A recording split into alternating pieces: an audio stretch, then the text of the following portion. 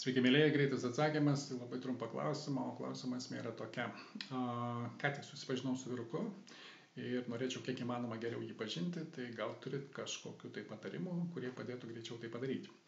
Tai pirmas ir labai svarbus dalykas, kurį reikia suvokti, yra tas momentas, kad santykių pradžioje mes visi dėvim tą vadinamą kaukę ir ta kaukė savotiškai, galima sakyti, būna paturbinta. Paturbinta tai yra, jeigu kažkada gyvenime siuntėt CV dėl darbo, ten visada būna parašyta, kad jūs viską puikiai išmanot, kad jūs turit labai daug patirties. Vienu žodžiu, jūs esat patys geriausi ir labai keista, kodėl iki šiol kompanija jūsų nenusamdė. Realiam gyvenime yra kaip yra.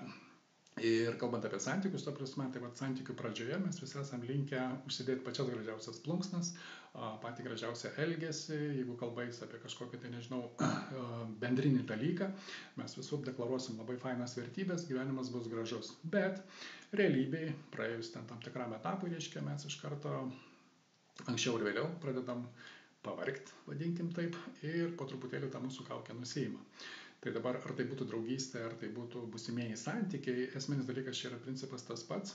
Tai ką aš rekomendavau šitai merginai, tai rekomendavau, reiškia, visų pirma, sukurti situaciją, kurioje vaikinas būtų kažkaip tai ypatingai pavargęs. Tai gali būti fizinis užsiėmimas, tai gali būti laisvalaikis.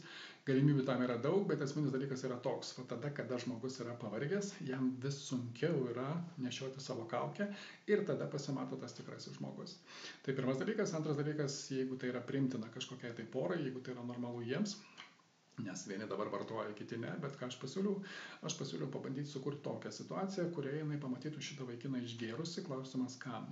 Va čia yra cheminė priemonė, kuri padeda labai gražiai nusimti kaukę ir techniškai galima sakyti, kad alkoholis savotiškai yra stiprintuvas. Stiprintuvas tai yra, kas ten viduje užspausta, mes galim pamatyti alkoholio pagalbą. Tai jeigu iki tol tai buvo, pavyzdžiui, visiškai ramus žmogus, tai išgėręs alkoholio, tai gali būti supermenas, kabutės užsidaro ir atsidaro, arba dar kažkas tai panašaus. Bet ten iš tikrųjų pasimatys tai, kas yra uždaryta viduje. Ir trečia situacija, kurią aš rekomendavau, reiškia, merginai susikurti arba paieškoti galimybės, tai yra pabandyti pamatyti savo vaikiną tada, kada jos nėra šalia.